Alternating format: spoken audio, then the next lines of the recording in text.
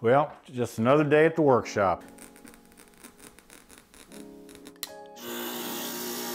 Hey, my name is Gary Steinley, and I'm a stained glass artist.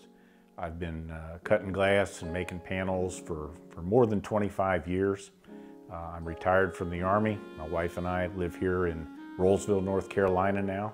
We retired from Fort Bragg in 1994, and we ended up here because our grandkids are up here and two of our children are here with their spouses. I like the look of it. I like the creative aspect of making designs and selecting the color of the glass and the grain in the glass. Of course, you cut it out. Good break there. And you have to grind it to fit, put foil on the edge, solder it together. You do it because you love to do them. So that's what the soldering is all about. You're not going to retire doing this for a hobby. I do it as a hobby just to keep myself out of trouble.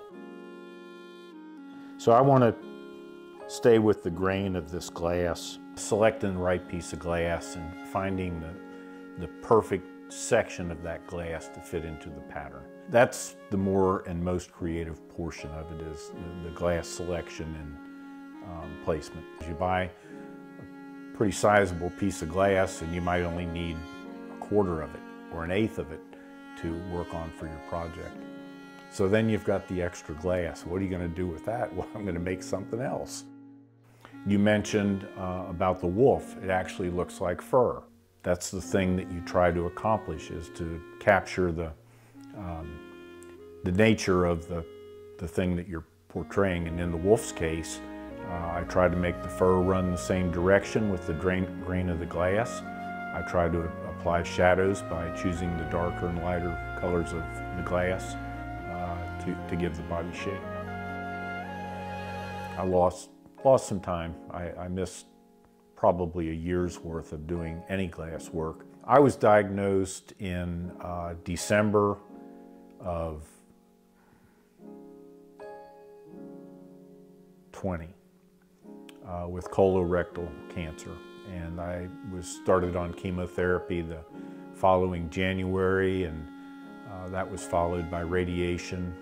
And then I had surgery in October of 20, and another surgery in December of 20. So during that period of time, a couple of things happened. One, I was absolutely exhausted from the chemo, from the radiation. And the chemo causes a condition called neuropathy, where you get numbness in your extremities. And my hands, and you need your hands to be able to cut glass and fit glass and do things, and they're still affected today. But it felt as if I had large, heavy leather work gloves on. So I couldn't pick anything up off the bench or the table, or, you know, it was really, really a challenge.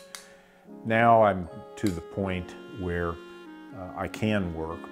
I don't have the touch sensation that I used to have, but I'm able to work, so I do what I can. I stay very, very busy, but like I say, it's you're just turning the money over. You're not really making a lot of profit. I try to help support my wife's quilt habit and make a little bit extra so she can buy more quilting supplies. We're kind of cramped here, but we get along. We both work up here through the day, and she'll work more hours than I will, but we share the space and we do quite well.